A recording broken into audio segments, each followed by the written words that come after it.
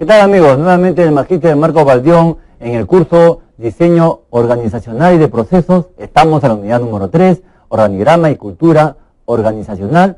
El tema 3, Cultura Organizacional, primera parte. Veamos algunos conceptos claros con relación a la cultura organizacional y los valores éticos que ella conlleva para poder establecer y alinear a tu organización. Hablamos que la decisión del comportamiento de las personas, de los dirigentes de una empresa, muestran la responsabilidad ética y social. La ética personal con relación al comportamiento de los directores, de los dirigentes de la empresa, cuáles son las creencias y valores, cuál es el desarrollo moral y cuál es el marco ético de una empresa responsable con relación a su entorno.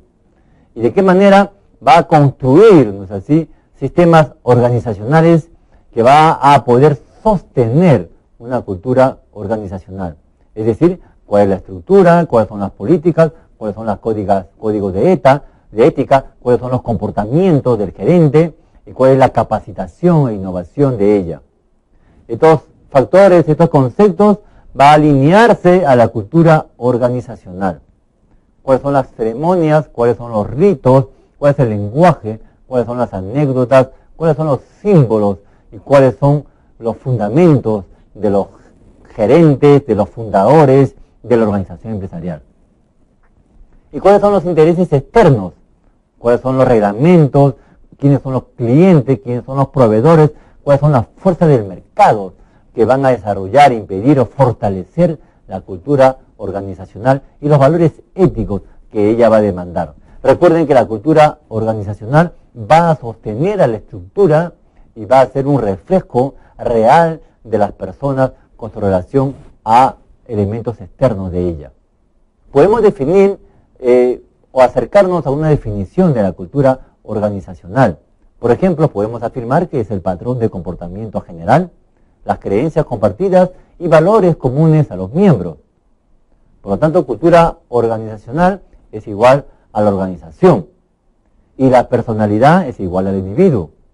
Analogías que nos van a ayudar a poder establecer algunas definiciones iniciales para conocer realmente el gran concepto de cultura. Para poder reconocer, ¿no es así?, qué tipo de cultura organizacional tiene tu empresa o vas a forjarla, podemos conocer el gran concepto llamado clima organizacional. Y podemos decir que el clima son las percepciones del ambiente o el contexto social.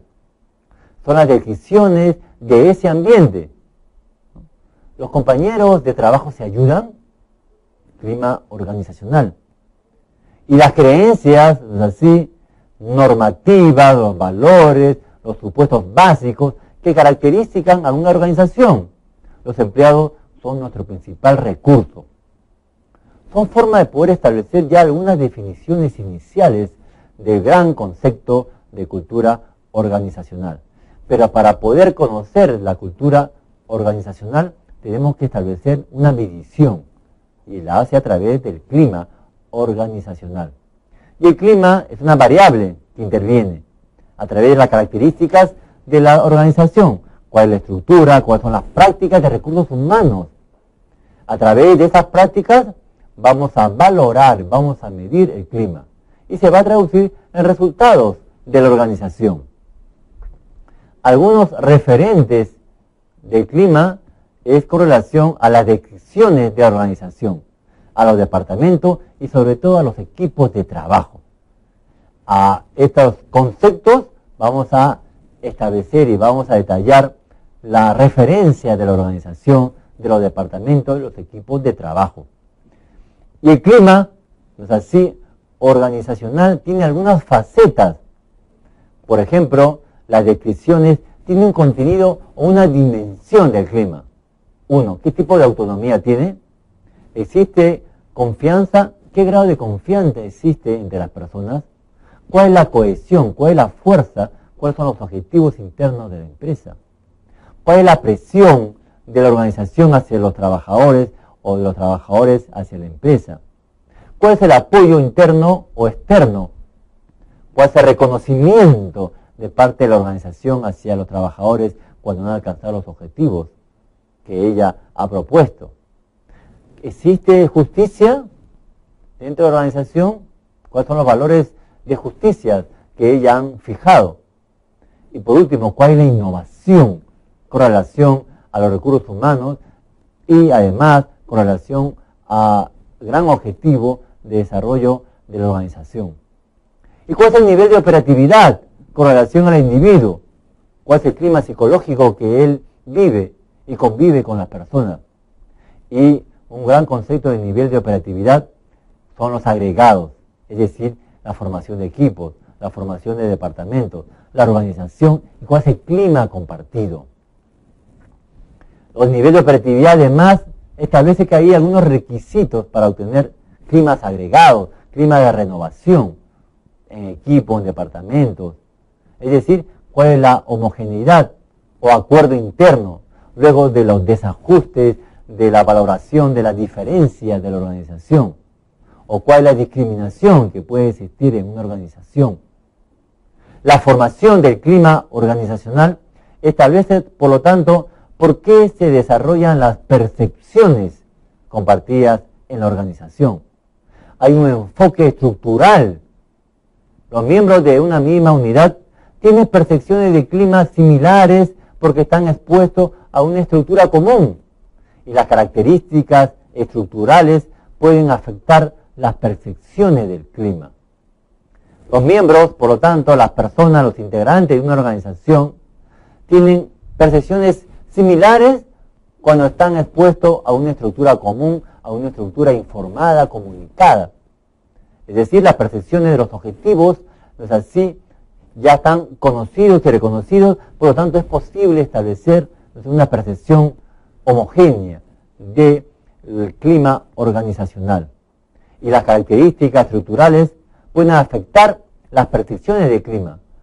Cuando la estructura está cambiando permanentemente sin sentido, cuando no existe una descripción de los puestos y cargos que establece la estructura, hay una percepción del clima y hay una variación, hay un establecimiento turbio del clima afectando, por lo tanto, a las percepciones que puedan tener cada uno de los trabajadores. Nos explica por qué dentro de algunas unidades aparecen subgrupos con percepciones de clima diferentes. Esto da pie a que la estructura, a que la forma en la cual se ha construido el diseño organizacional no es el adecuado para poder percibir, ¿no es así?, un desarrollo normal de actividades dentro de la organización. Hay un cierto enfoque interaccionista que va a dar lugar que a través de esta interacción social los miembros de una unidad intercambian descripciones y significados atribuidos al ambiente. Y de esta manera va construyendo el clima compartido. Esta intervención de cada uno de los integrantes de la organización en la interacción social establece que hay una acumulación de conceptos, ¿no es así?, y el ambiente va a propiciar que exista un clima, ¿no es así?, adecuado o inadecuado, dependiendo de la intervención de las personas. Sin embargo, hay algunas personas que van a poder establecer un cambio del clima organizacional. Son los líderes que van a modular, ¿no es así?, el clima con referencia a la intervención de ellos en la toma de decisiones de las estructuras y los cargos y los puestos de la organización. Esta intervención, esta interacción de estos líderes de opinión, estos innovadores de la organización, pueden establecer realmente un clima favorable en la organización. Sin embargo, existen, ¿no es así?, otra acumulación de decisiones o interpretaciones de intervenciones sobre el clima. Por ejemplo, podemos decir que el diseño de ambientes físicos y la manipulación de símbolos, ¿sí?, es una forma de poder establecer algunas intervenciones sobre el clima. La manipulación de 3 tipos de símbolos, por ejemplo, de autoridad. Una bandera, una foto del presidente, una recepcionista vestida de manera formal, es una forma de poder interpretar cierta intervención de ambiente físico. O de empatía, con relación a las plantas, a los trabajos de artesanía, las revistas, una foto familiar una recepcionista vestida de manera informal también es una forma de establecer una intervención sobre el clima. O de recompensa, es decir, los certificados, los trofeos, las placas, los diplomas, es también una forma de manipulación de los símbolos a través de esta intervención. ¿Y cuáles serán los resultados? Es la exposición a símbolos de autoridad, la estructura y la autonomía, la exposición a símbolos de empatía, la autonomía y más consideración hacia las personas. Y además puede haber una exposición a símbolos de recompensa, más énfasis en las recompensas asociadas al rendimiento. Por lo tanto, esta relación de manipulación y resultados, ¿sí?, es una forma de poder establecer una intervención sobre el clima. Exposición de autoridad, exposición de empatía, exposición de recompensa. Relacionada con la manipulación de las personas cuando van a desarrollar un estudio o una transformación del clima organizacional que van a traducirse en las diversas modificaciones o interpretaciones de diseño organizacional y la estructura de ella. La cultura organizacional, ¿no es así? Por lo tanto, ya tenemos un sustento para poder decir que son creencias normativas, valores y supuestos básicos compartidos por los miembros de una organización. Es un fenómeno con varios niveles de significado interrelacionados. Una de las formas creadoras, ¿no es así?, de interpretar el concepto de cultura organizacional es el abocado por Chain, cuando habla de que son artefactos y patrones de conducta, y además son valores y creencias normativas sobre supuestos básicos subyacentes, en la cual hay niveles de observación y niveles, ¿no es así?, inobservables, que no se va a poder ver aquellos supuestos básicos que son inherentes a cada una de las personas y los grupos. Cultura organizacional, en la cual hay interpretaciones de manipulación y resultados de la cultura organizacional. Hablemos algunas de ellas. Por ejemplo, cuando hablamos de los artefactos en la cultura organizacional, estamos hablando del ambiente físico, de la forma de vestir, de los eslogans utilizados en la función de marketing, de las jergas, de los dichos, de los mitos, de las leyendas y las historias de la organización. Cuando hablamos de patrones de conducta, estamos hablando de la manera de tratarse, de dirigirse a otros, de las ceremonias, de los rituales, de las conductas reguladas, de las prácticas de los recursos humanos, de los problemas con los artefactos y los patrones de conducta. Son fáciles de observar, pero difíciles de interpretar adecuadamente sin conocer los otros niveles. Artefactos, patrones de conducta, es una forma de poder establecer y conocer la cultura organizacional. ¿Cuáles son las formas de vestir de la organización? Es a través de un enfoque formal o informal. ¿Cuáles son las jergas que se establecen en la organización? Las jergas de especializaciones, de formación universitaria. ¿Cuáles son los dichos que se repiten continuamente con relación a grandes conceptos como el trabajo, como el dinero? ¿Es así? ¿Y cuáles son los mitos que se han creado a lo largo del tiempo de la organización? ¿Cuáles son las leyendas, ¿no es así?, positivas o negras que tiene la organización con relación al gerente, a la línea de autoridad? ¿Cuáles son las historias que se tejen y se informan, ¿no es así?, de una persona a otra, incrementándola o disminuyéndola? ¿Y cuáles son los patrones de conducta con relación a la forma en la cual se tratan las personas entre ellas? ¿Cuáles son las ceremonias con relación a la premiación de algunos trabajadores? ¿Y cuáles son las conductas regladas, reguladas, que determinan el área de recursos humanos? Sin embargo, es necesario establecer además los valores y creencias normativas. Las creencias normativas ofrecen perspectivas sobre la realidad, cómo deberían ser las cosas. Son conscientes, ofrecen una justificación cognitiva, racional a los patrones de conducta. Por ejemplo, el gran concepto de centrarse en el servicio al cliente hará a nuestra organización más competitiva. Creencia normativa con relación al cliente, en la cual este concepto ¿no es así?, está dándole, ¿no es así?, una información cognitiva y racional a cada uno de los integrantes de la empresa, ¿no? Las creencias innovativas establecen la forma en la cual, ¿no es así?, hay una perspectiva de la realidad, o también cómo deberían ser las cosas. Otro enfoque son los de los valores, ¿no? Los valores ofrecen la motivación para poner en marcha los patrones de conducta. Ejemplo, el cliente siempre tiene la razón. Lo primero es el respeto de las reglas, ¿sí? Los valores están unidos a una serie de paradigmas, conceptos de la realidad, ¿no?, que ofrecen una motivación a las personas de establecer una conducta adecuada o no, o ciertos patrones de conducta, ¿no es así?, establecidas por la historia, ¿no? Esta motivación, ¿no es así?, establece por lo tanto la repetición de los conceptos y por lo tanto de las conductas y los valores que de ella demanda. Valores, ¿no es así? Es una forma de poder establecer, por lo tanto, la cultura organizacional. Un cuarto punto son los supuestos básicos subyacentes. Se trata de creencias y valores fundamentales que se dan, ¿no es así?, por supuesto, ¿no?, o son potentes y comprensivos, pero pueden no ser conscientes. Por ejemplo, somos una gran familia que se preocupa por el bienestar de todos. La investigación es fuente de buenas ideas. La persona es una fuente inagotable de buenas ideas. Somos una gran familia, pero los empleados tienen que obedecer.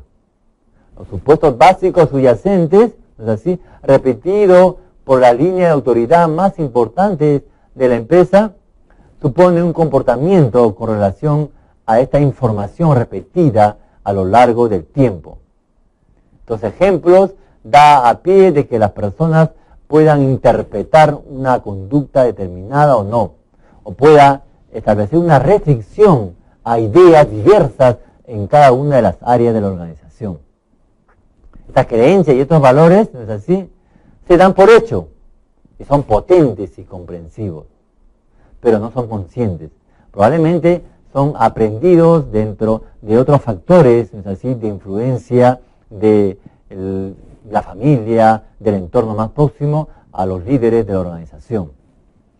Existen, por lo tanto, algunas dimensiones y tipos en la cual puede estar ubicado la cultura organizacional. Podemos establecer, por lo tanto, ¿no es así?, ciertas dimensiones, como por ejemplo el apoyo, la innovación, las reglas y los objetivos. En el apoyo, ¿no es así?, se va a crear la cultura de grupo. ¿De qué manera los grupos van a ayudar a sostener a los diversos equipos o unidades orgánicas? Dependiendo de ello, se va a crear niveles de flexibilidad o no. Y bajo el gran enfoque de innovación, se va a existir o existe una cultura de desarrollo. Y dependiendo de esa cultura de desarrollo, va a ser flexible o va a orientarse, ¿no es así?, a un nivel de control. Y va a haber, ¿no es así?, y va a existir una orientación interna en la cual se va a desarrollar una cultura jerárquica con reglas, ¿no es así?, que va a depender de las líneas de autoridad y de la dimensión de ella para establecer niveles adecuados de control o no. Sin embargo, hay una orientación externa, ¿no?, que va a estar orientada por las grandes tendencias, como la cultura relacional. Esta cultura relacional o racional, ¿no es así?, va a depender de las grandes influencias del entorno para revalorar y establecer nuevos objetivos de la organización. Las dimensiones y tipos, como la cultura de grupo, en la cual da énfasis en los miembros de la organización, desarrolla un sentido de familia y lealtad, protege a los recursos humanos y desarrolla el compromiso de las personas. Cuando hablamos de cultura de desarrollo, estamos dando un énfasis a la innovación y la creatividad, un dinamismo en la provisión de servicios, de producción, de adaptabilidad, un reconocimiento al enfoque externo. Y cuando hablamos de cultura racional, estamos hablando de un énfasis en el logro de objetivos y la realización de tareas, el énfasis en la producción y su control, las recompensas económicas y los objetivos claros. Cuando hablamos de cultura jerárquica, hablamos de énfasis en el orden, la importancia de las reglas y normas, de la formalización, de la estabilidad y seguridad en el puesto, de la documentación, de los roles claros, de establecer, ¿no es así?, las funciones y las tareas claras de los diversos cargos y puestos de la organización. ¿Cómo se forma la cultura organizacional? Ya a este punto podemos establecer de qué forma la cultura organizacional es posible que se haya generado una formación. Primero, hablamos de los fundadores. Los fundadores definen los valores y creencias iniciales, la filosofía, hay un ideario, hay una selección de empleados, hay una socialización o no. El ambiente externo, el sector del mercado en el que opera una organización, puede resaltar unos valores sobre otros. La calidad versus precio, la rapidez versus atención. ¿Cuál es el tipo de negocio y personal? ¿Cuáles son las relaciones? Más o menos investigación, más desarrollo versus burocracia. El dinamismo, la rapidez, la informalidad versus líneas jerárquicas, formal y procedimiento. Es decir, cómo se forma la cultura organizacional, ¿no es así? Es con relación a la formación, a las prácticas de recursos humanos. ¿Cómo se estudia la cultura organizacional? A través de métodos cualitativos, las entrevistas a las personas, a los trabajadores, las discusiones en grupo, los test, por ejemplo, las test de las 20 frases. ¿Cuáles son los métodos cuantitativos? Los cuestionarios. ¿Sí? Existen organizaciones que van a establecer una medición de la cultura organizacional y es un modo de establecer, ¿no es así?, las grandes decisiones de estructura y diseño organizacional, entregando información a los clientes con relación de qué manera estamos actuando dentro de nuestro enfoque interno. Los métodos cualitativos, a través de entrevistas o discusiones de grupos, ¿no es así?, los test de las 20 frases, son formas de poder establecer, ¿no es así?, un real conocimiento de qué forma se ha generado, se ha gestado la cultura organizacional. Pero si ella nos enrostra aspectos negativos, ¿no es así?, ¿de qué manera se puede modificar la cultura organizacional? A través de cambios en creencias y valores, a través de la formación, a través de métodos de participación grupales, círculos de calidad, grupos de mejora, y establecer algunos valores congruentes, cambios en patrones de conducta, a través de la formación de nuevos sistemas de recompensas, cambios de personal. Las nuevas personas pueden traer nuevas ideas que puedan resultar en cambios en los valores y creencias dominantes. Los cambios, ¿no es así?, en la cultura se da a través de estos grandes conceptos: participación de las personas, cambio de personal con relación a su modificación de conducta, si es que se le ha propuesto y no logran hacerlo, a través de recolocaciones internas, provocan nuevos aprendizajes y experiencias que puedan producir cambios en los valores, en la permuta, en los cambios, en la rotación de personal, con relación a acumular mayor información de conocimiento de otras áreas, de otros puestos.